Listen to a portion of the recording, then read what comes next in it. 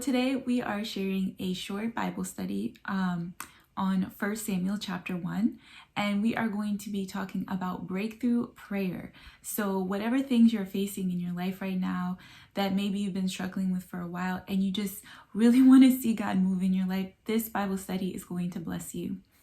So in 1 Samuel chapter 1, we read about a woman named Hannah who was married, and her husband had two wives, one who had multiple children, and then there's Hannah who had no children because the Bible says that the Lord closed her womb. Now, we're not going to read the whole chapter.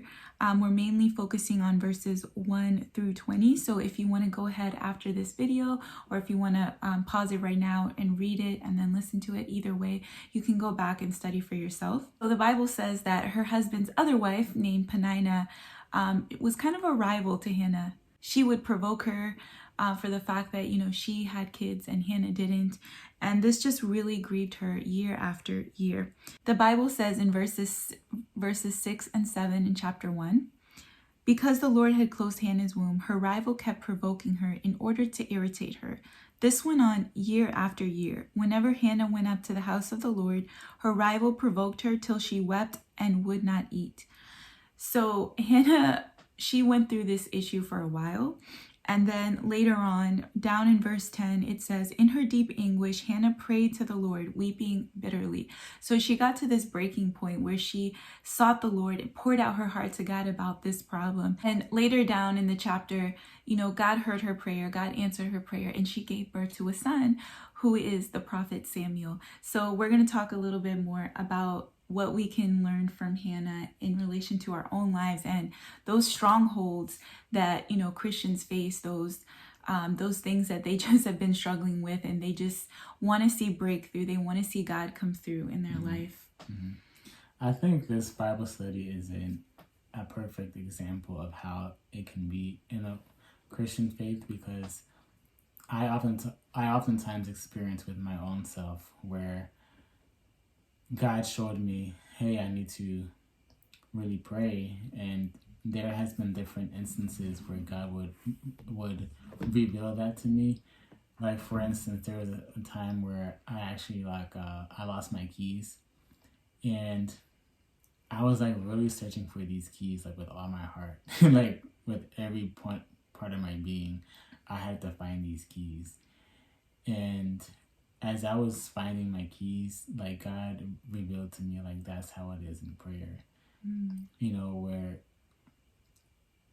if you want to see results or expect certain things, we have to really get to that point where we're really seeking God with all of our heart for Him to help us.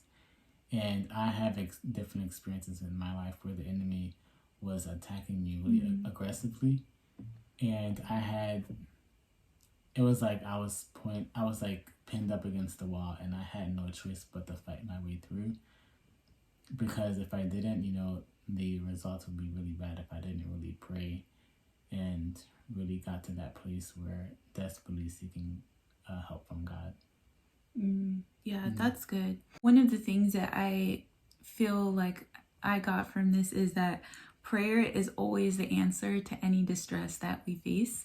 Hannah's situation seemed impossible. It was completely outside of her control. There was nothing that she could do about it because it was the Lord who closed her womb. But when she sought God, God was able to come through for her. So at times, Christians can go on suffering, and facing these issues, month after month, year after year, and don't see change just because they haven't really gone deep enough in seeking the Lord about their problem. That's what happened with Hannah. She was, suffering year after year, the Bible says. But after she sought the Lord with all her heart, God blessed her not only with one child, but she ended up having 6 kids. So that's a huge testimony to the power of God and what He can do.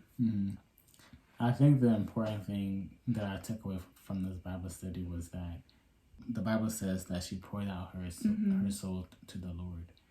And so the key thing for me was making sure that, you pour yourself out to God and not just say those light prayers like, oh, I prayed about it, once, or Yeah. just for like a minute or two, but it's like a deep spiritual issue that needs like deep intercession and fasting even.